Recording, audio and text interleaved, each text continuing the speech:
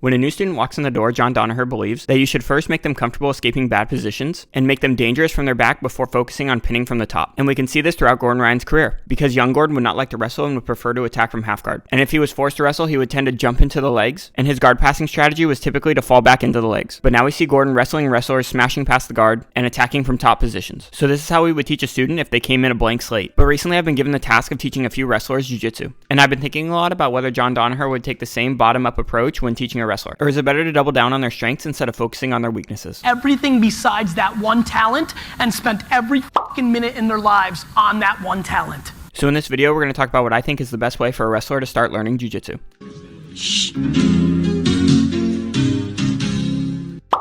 First things first, we gotta look good, so be sure to check out future kimonos. Then we gotta feel good, so be sure to use Athletic Greens, which is a new sponsor of the channel. So now that we look the part and feel good, we need to learn the rules. So be sure to ask your instructor the different rules between wrestling and jiu-jitsu, and check out Gordon Ryan's free YouTube video or his paid instructional. So now that we know the rules, I think it's important to understand why John Danaher teaches escapes first. If you were to learn how to do an armbar perfectly, but you knew that every time that armbar didn't work, you ended up getting smashed, are you actually gonna try that armbar? Hell no!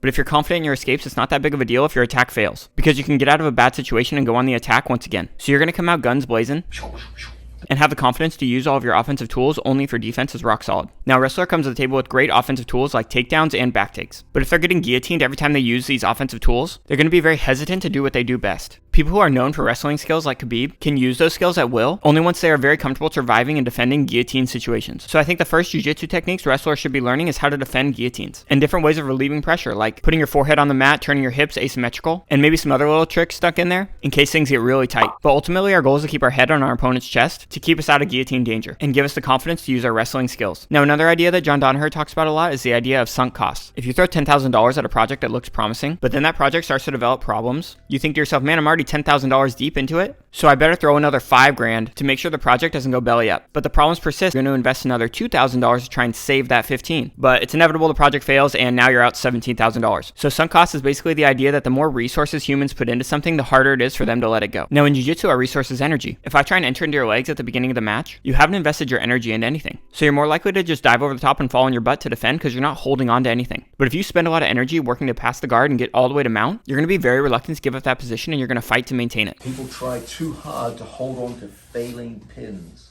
Okay, they get extended, they get submitted. And that's how I've heard John Danaher use the theory of sunk costs in jiu-jitsu.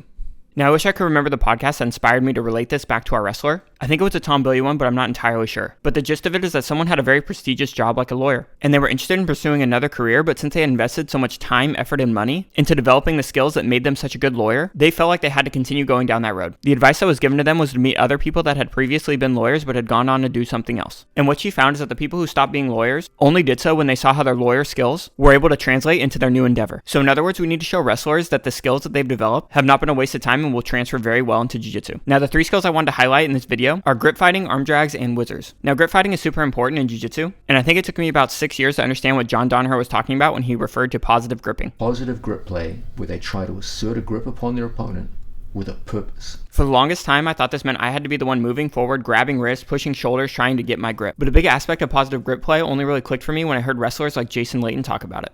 Don't reach! Often, positive grip play means your opponent's the one taking the first grip and you're aggressively countering that grip. And this is something I think wrestlers understand and will relate very well to all aspects of jiu-jitsu. And Gordon Ryan talks about one of these scenarios in his match with Tim Spriggs. Pretty useless grip for actually doing jiu-jitsu. So I just immediately went 2-on-1 wrist. And this 2-on-1 wrist is what allowed Gordon to enter into the legs and play his game. Now here, Gordon's opponent takes a scoop grip on his leg. Gordon goes arm drag to put his opponent's other hand on the mat. Then he transitions to a shoulder crunch and ultimately enters into the legs. So Gordon went arm drag, shoulder crunch, legs, even though he wasn't the first one to reach. And I think this is something wrestlers understand well and will give them a huge advantage when starting jiu-jitsu. Now, arm drags are something that are commonly used in wrestling and jiu-jitsu to either expose our opponent's center line and take them down or take their back. And something I think wrestlers understand really well is where to put your head. If we're doing an arm drag with the purpose of taking someone down, our head should go to the outside. And if we're trying to take their back, our head should go to the inside, which will give us a great ability to access that far hip and ultimately get to the back. Here we see Gordon Ryan doing an arm drag with his head on the outside. And it's going to be very hard for him to take the back with his opponent's hip so far away. But as his opponent squares up, his center line is completely exposed. And Gordon kind of reaches for a takedown, but he realizes he's a day late, dollar short. Again, here we see Gary doing an arm drag with his head on the outside. And I believe believe he was chasing the back, but he ends up getting a takedown into a leg drag scenario. And that's not a bad result, but I think the reason he got the takedown is because his head was on the outside. Another good example of this is from Jordan's recent video with Chewy. If you haven't seen it, it's an awesome video with two YouTube legends, so go check it out. Chewy tries an arm drag with his head on the outside, and is able to get a hold of Jordan's far lat. But because Chewy's head doesn't own the inside space like the wrestlers, Jordan's able to circle his head underneath and square back up, which prevents the back take, but would be a great time for a takedown. And I think this is something jiu-jitsu people are starting to catch on to, because in Isaac's recent match against Jansen, he had perfect head position with his hand on the far hip. Now, it didn't work out because of this arm here, but you can start to see this bleeding over into jiu-jitsu. But again, I think it's something wrestlers have a huge head start on when they're learning jiu-jitsu.